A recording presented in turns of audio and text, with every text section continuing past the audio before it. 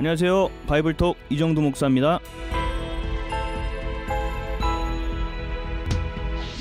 열매 없는 나무는 의미가 없습니다. 꽃이라도 예뻐야 합니다. 인생도 그렇습니다. 나홀로 즐겁게 살아가는 것은 의미 없습니다.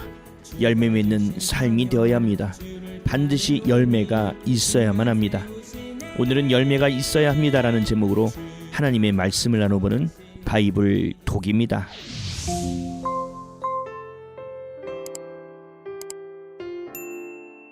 야고보서 설교를 모은 설교집 입증 책임이라는 책을 내고 많은 질문을 받았습니다. 믿음의 고백으로 구원받은 것이 기독교 신앙의 핵심인데 왜 그토록 행위를 강조하냐는 것이었습니다. 질문을 들을 때마다 답답해서 견딜 수 없었습니다. 그래서 책 제목이 입증 책임입니다. 내가 그리스도인이라는 것을 어떤 누구도 알지 못한다면 문제가 있는 것입니다. 누군가에게 자신이 교회에 다닌다고 말했을 때 주변에서 놀라는 인생을 살아간다면 이 또한 문제가 있는 것입니다. 그리스도인은 하나님의 자녀로서 입증할 책임이 있습니다. 하지만 입증 책임은 내 의지로 되는 것이 아닌 매우 자연스럽게 되어집니다. 삶의 열매로 고스란히 보이게 되기 때문입니다. 마음에 품은 것은 반드시 삶에 보이게 되어 있습니다. 상대방이 미워도 겉으로 티를 내지 않고 대하지만 상대방은 알게 되어 있습니다. 언어뿐 아니라 비언어적으로 느껴지는 것이 분명 있기 때문입니다. 그리스도인은 사랑으로 살아가는 사람입니다. 그리스도의 사랑으로 자신의 참혹한 죄를 처절하게 고백한 사람, 그래서 죄로부터 자유함을 경험한 사람, 홀로 사투하듯 살다 혼자가 아님을 알게 되어 함께 살아가는 것이 그리스도인입니다. 생명과 자유를 경험한 사람이 어찌 세상을 살아갈 때 티가 나지 않을 수 있을까요?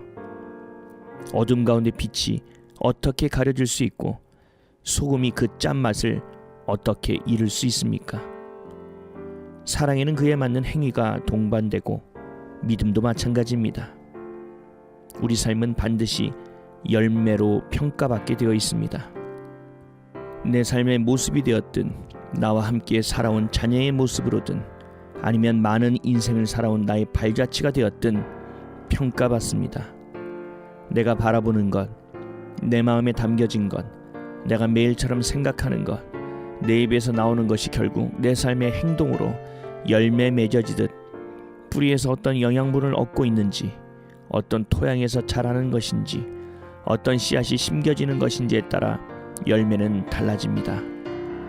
내 몸의 건강 상태, 내 얼굴에 남아있는 나이테와도 같은 주름, 그리고 인상, 또 살아가다 보면 내 삶의 열매임을 알게 됩니다. 그래서 첫인생이 중요하고 나이 먹어갈수록 자신의 얼굴에 책임져야 한다고 말하는 것입니다.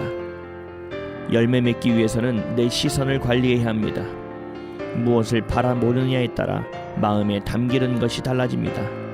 마음에 담기는 것에 따라 우리의 수많은 생각이 움직이고 그 생각 중 하나가 삶의 열매가 되기 때문입니다. 회개 또한 그렇습니다. 죄를 인식하고 인정하고 내 의지로는 도저히 살아갈 수 없음을 고백한 참회에서 머물러지지 않습니다. 돌이켜지는 것이 동반됩니다. 똑같은 죄를 반복해서 짓더라도 또다시 반복하지 않으려는 몸부림이 있다는 것입니다. 회개는 뉘우칠 회, 돌이킬 개로 만들어진 단어입니다. 잘못을 뉘우치는 것에서 끝나는 것이 아니라 고치는 것이 동반되어야 비로소 회개가 되는 것입니다. 회개의 열매를 거두는 오늘 되시기를 예수 그리스도의 이름으로 기도드립니다. 오늘의 성경 말씀입니다. 이와 같이 좋은 나무마다 아름다운 열매를 맺고 못된 나무가 나쁜 열매를 맺나니 좋은 나무가 나쁜 열매를 맺을 수 없고 못된 나무가 아름다운 열매를 맺을 수 없느니라. 아름다운 열매를 맺지 아니하는 나무마다 찍혀 불에 던져지느니라. 이러므로 그들의 열매로 그들을 알리라. 마태복음 7장 17절에서 20절 말씀. 아멘.